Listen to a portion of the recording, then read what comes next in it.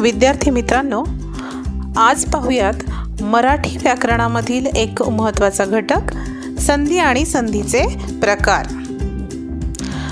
सर्वप्रथम संधी म्हणजे काय? संधी या शब्दाची व्याख्या करायची असेल तर संधी या शब्दाचा अर्थ संयोजन किंवा एकीकरण असा होतो. दोन लगतच्या अक्षरांच्या परस्पर संयोगामुळे जो विकार अर्थात बदल होतो त्याला आपण संधी असे म्हणतो. संस्कृत, हिंदी आणि इतर भाषांमध्ये परस्पर स्वर किंवा अक्षरांच्या संयोगामुळे निर्माण होणाऱ्या विकाराला संधी असे म्हणतात. उदाहरणार्थ साम अधिक तोष म्हणजेच संतोष अर्थात समाधान, देव अधिक इंद्र देवेंद्र, भानू अधिक उदय भानोदय. तर अशा या संधीचे 3 मुख्य प्रकार आहेत. पहिला प्रकार स्वरसंधी, तिलाच आच संधी असेही म्हणतात. दुसरा प्रकार व्यंजन संधी आणि तिसरा प्रकार विसर्ग संधी. पाहूयात या प्रत्येक प्रकाराची सविस्तर माहिती. पहिला प्रकार स्वरसंधी. एकमेकांशेजारी येणारे वर्ण हे जर स्वरांनी जोडलेले असतील तर त्यांना स्वरसंधी असे म्हणतात, किंवा एकापाठोपाठ एक येणारे 2 स्वर एकत्र होण्याच्या क्रियेला स्वरसंधी असे म्हणतात. या स्वरसंधीचे 4 उपप्रकार आहेत. पहिला प्रकार दीर्घत्व संधी, दुसरा आदेश संधी, तिसरा पूर्वरूप संधी आणि चौथा प्रकार पररूप संधी. पाहूयात ह्या 4 प्रकारांची माहिती. स्वरसंधीचा पहिला उपप्रकार दीर्घत्व संधी. सजातीय ऱ्हस्व किंवा दीर्घस्वर मिळून एकच दीर्घस्वर जेव्हा तयार होतो त्याला दीर्घत्व संधी असे म्हणतात. आता ही दीर्घत्व संधी कशी ओळखावी तर संधी होऊन तयार झालेल्या वर्णाला काना, दुसरा उकार किंवा दुसरी वेलांटी असते. या दीर्घत्व संधीचं सूत्र अगदी सोपं आहे. अ किंवा आ अधिक अ किंवा आ बरोबर आ. ई ऱ्हस्व ई किंवा दीर्घ ई अधिक ऱ्हस्व ई किंवा दीर्घ ई बरोबर दीर्घ ई म्हणजेच दुसरी वेलांटी. त्यानंतर उ किंवा दीर्घ उ अधिक उ किंवा दीर्घ उ बरोबर दीर्घ उ अर्थात दुसरा उकार. अशी ह्या दीर्घत्व संधीची काही सूत्र आहेत. दीर्घत्व संधीची उदाहरणं: सूर्यास्त, सूर्य अधिक अस्त, हरीश, हरी अधिक ईश, गुरुपदेश, गुरु अधिक उपदेश, महेश, मही अधिक ईश, विद्यार्थी, विद्या अधिक अर्थी, गुरुपदेश, गुरु अधिक उपदेश, भूद्धार, भू अधिक उद्धार, मातृऋण, मातृ अधिक ऋण. स्वरसंधीचा दुसरा उपप्रकार आदेश संधी. 2 विजातीय स्वर एकत्र येऊन तयार होणाऱ्या संधीला आदेश संधी असे म्हणतात. या आदेश संधीचे सुद्धा आणखी 3 उपप्रकार पुन्हा पडताना आपल्याला दिसतात. त्यामध्ये पहिला आहे गुणादेश संधी, दुसरा आहे वृद्ध्यादेश संधी आणि तिसरा प्रकार आहे यणादेश संधी. गुणादेश संधी. अ किंवा आ या स्वरापुढे जर ई किंवा दीर्घ ई स्वर आल्यास त्या दोहोंऐवजी ए हा स्वर येतो. जर उ किंवा उ हा स्वर आल्यास त्या दोहोंऐवजी ओ हा स्वर त्या ठिकाणी येतो. आणि जर रू हा स्वर आल्यास त्या दोहो स्वरांमध्ये मिळून अर येतो. यालाच आपण गुणादेश संधी असे म्हणतो.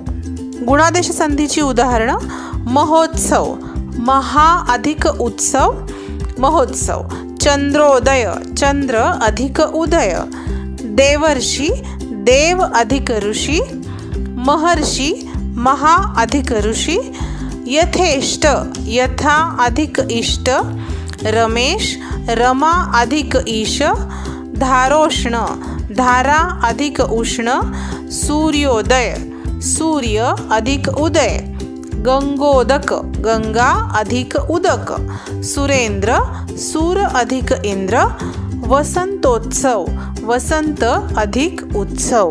आदेश संधीचा दुसरा उपप्रकार वृद्ध्यादेश संधी. जर अ आणि आ या स्वरांपुढे ए किंवा ऐ स्वर आला तर त्याबद्दल दीर्घ ऐ हा स्वर येतो आणि ओ किंवा औ हा जर स्वर आला तर त्याबद्दल औ हा स्वर येतो. यालाच आपण वृद्ध्यादेश असं म्हणतो. वृद्ध्यादेश संधी वृद्ध्यादेश या शब्दाचीच फोड जर केली तर वृद्धी अधिक आदेश अशी होते.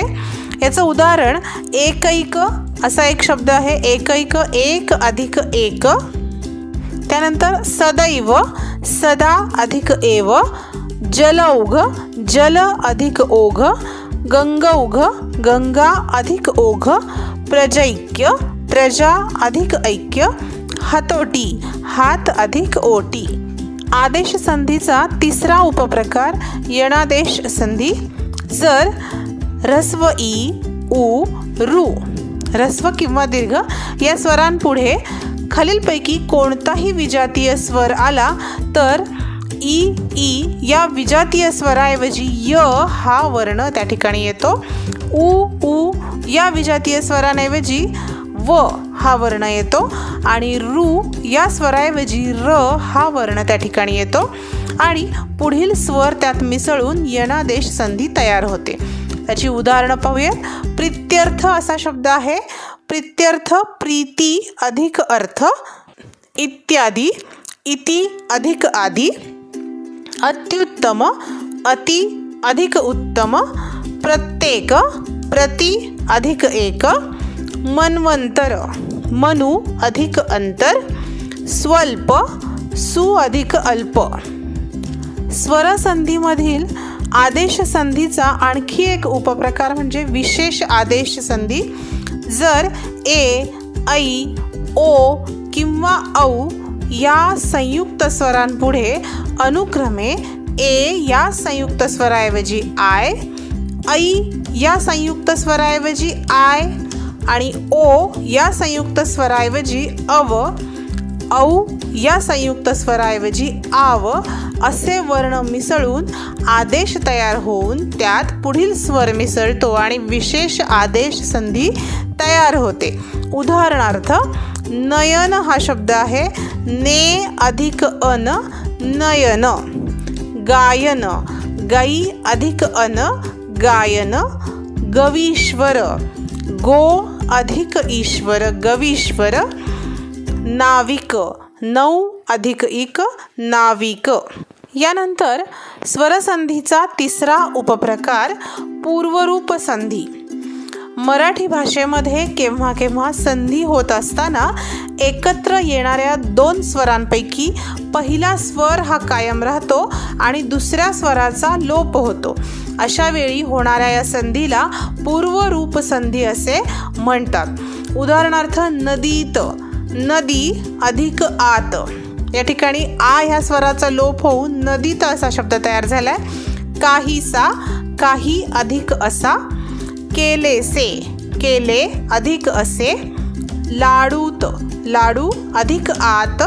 खिडकीत खिडकी अधिक आत. या सर्व उदाहरणांमध्ये पहिला जो स्वर आहे किंवा पहिल्या पदातला जो स्वर आहे शेवटचा तो स्वर कायम राहतो आणि दुसऱ्या स्वराचा सुरुवातीचा जे अक्षर किंवा स्वर असेल त्याचा लोप होतो. म्हणून आपण ह्याला पूर्वरूप संधी असे म्हणतो. यानंतर स्वरसंधीचा चौथा प्रकार पररूप संधी. पररूप संधी म्हणजे काय तर काही वेळेला संधी होत असताना पहिल्या पदातील शेवटचा स्वर लोप पावतो आणि दुसरा स्वर मात्र कायम राहून संधी होते. अशा संधीला पररूप संधी असे म्हणतात. उदाहरणार्थ कर अधिक ऊन करून. त्यानंतर सांग अधिक एन सांगेन. या प्रकारे दुसऱ्या पदातील जो स्वर असतो तो कायम राहून संधी झालेली आपल्याला पाहायला मिळते. अशा संधीला आपण पररूप संधी असे म्हणतो. विद्यार्थी मित्रांनो, तुम्हाला आजचा हा व्हिडिओ कसा वाटला हे आम्हाला कमेंट्स करून नक्की कळवा आणि येणारे व्हिडिओज पाहण्यासाठी आजच सबस्क्राईब करा स्कॉलरली एनहान्स लर्निंग या चॅनलला. तोपर्यंत take care and bye bye.